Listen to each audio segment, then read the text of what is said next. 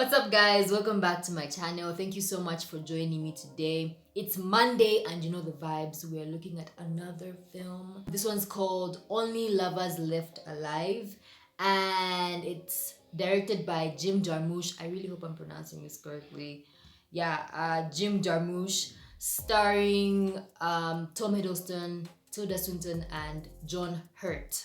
This film was actually recommended to me by my friend in one of my previous videos where I was talking about Requiem for a Dream. If you'd like to see it, link is up here. So she basically said that she did not like the film, but she thought the cinematography was cool. With me, when it comes to watching films or series, the only thing I want to know before watching is the title. That's it. I don't like watching trailers. I don't like looking at reviews. I don't like reading what the film is about. I just want to go in, watch the film, and then come up with my own conclusions. Obviously, with this one, I was going in with that preconception of, she didn't like the film. At first, I was like, am I gonna like it? I don't know. But then I said, okay, let me be open-minded about it. Let me just go in, watch it, and then see what happens. So then I watched it.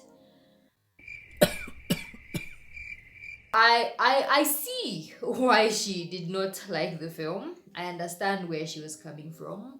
This is one of those films you have to watch at least 3 times to fully understand it. In this video today, I'm not going to go into the cinematography of things, really. I just want to look at the story itself because of how it was told. So I'm going to attempt to explain what this film is about and also try and give my opinion of what I think it's really about. On the surface, this film is about 2 individuals who are in love. These 2 individuals also happen to be vampires. Yeah, exciting. The man is called Adam, the woman is called Eve. And when I saw this, I was like, okay, yeah, Adam and Eve, the first humans in the Bible. That was my first thought, and I think that's who they are. Yeah, so Adam and Eve are vampires.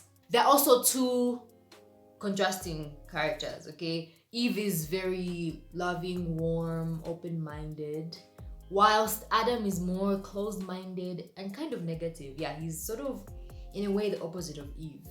So for some reason, these 2 live in different parts of the world. Eve lives in Tangier in Morocco, whilst Adam is living in Detroit in the US. He's actually living in an abandoned neighborhood.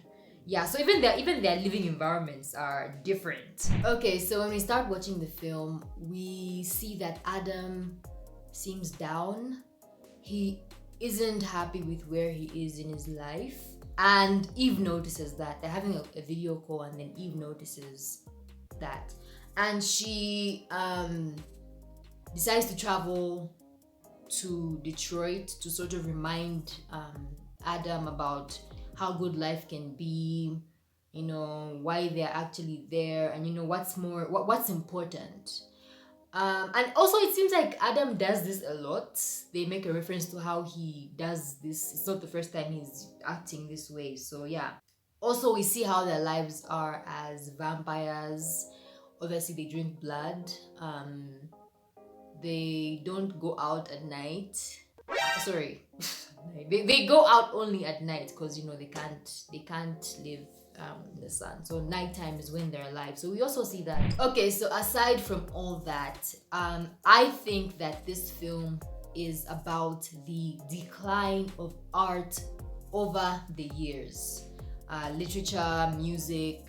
We see this through Adam. So Adam calls human beings zombies because of how they relate to things, okay? Zombies are mindless creatures that just create havoc. They destroy everything, and that's what he's calling humans. So I think that's what the vampires call humans, rather. And Adam himself is also an artist. He makes music, and he's very reluctant to share his music because he doesn't feel that zombies are worthy of listening to his music because of what they've done with the world. And Adam talks about this a lot. And this is actually one of the reasons why he is so down.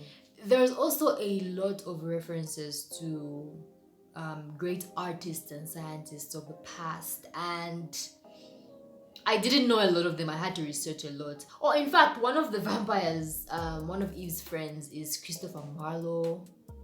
Whether it's Christopher Marlowe or Thomas Kidd, or I think she calls him Kidd as a joke because of there's this whole thing that happened with Christopher Marlowe and Thomas Kidd. Some scandal that happened, as Eve mentions in the film. I had to actually research that. So yeah, but that's a whole other thing. Anyway, that's what I think. The thing about this film is that I kept waiting for something to happen. I kept anticipating something, but it never came, And I feel like maybe that's one thing that makes it that maybe people might not like about the film. I don't know. Maybe some might, I don't know. But I kept waiting for something to happen. An example is Christopher Marlowe dreams about Ava, Eve's sister. I think Adam also has a dream about Ava, and even Eve has a dream about Ava. So everyone's dreaming about her. She's trying to communicate with them. And, they make Ava seem like so crazy, like someone is going to come and bring distraction, someone who's going to just ruin everything, some evil person who's just going to, who scares them, they don't want her around.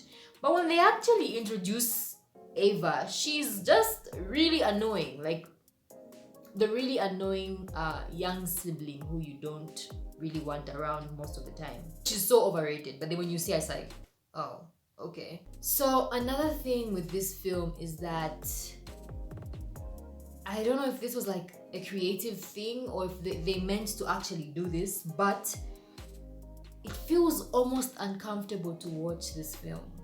Like we're kind of like looking at it through a window, trying looking at their lives.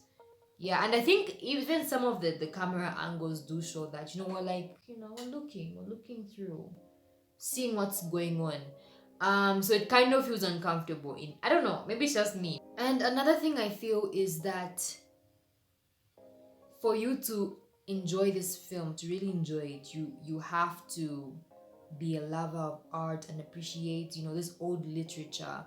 And if you know it, like you would be seeing, seeing the references, you'd be like, oh my gosh, I know that. So if you don't know that, you might not enjoy this film. Alright guys, that is my take on this film. I haven't done any research on what the creator was going for with this film. Also, there's still questions I have. For example, there's a lot of spinning, like in movement of the cameras, a lot of spinning. Also with the records, they pay attention to the records spinning. I don't know what that means. Could mean, life going on and on since the vampires. I don't know. Another thing is the vampires have these, each of them have, I'm not sure about Ava, but each of them have this like necklace, or is it a bracelet with a specific charm or whatever on it. I don't know what that's about either. Still have questions on that. I should probably go search. Would I recommend this film? Yeah, I would. I feel like all films are worth giving a chance. I'd definitely recommend it. I mean, especially if you're into movies and films, I'd recommend it. Yeah, I found it's interesting. It was really interesting. I haven't seen any of Jim Jarmusch. I haven't seen any of his films, so I don't know if this is his style of storytelling. I don't know. I'd have to watch and see. But it was definitely an interesting film to watch. I can say that. Yeah. If you've watched this film, please let me know in the comments what you think about it. If there's anything that you can contribute as well, what you think the film is about, I'd really appreciate that. Anyway, thank you so much for watching my video. If you haven't subscribed, please do. I really appreciate it. Peace.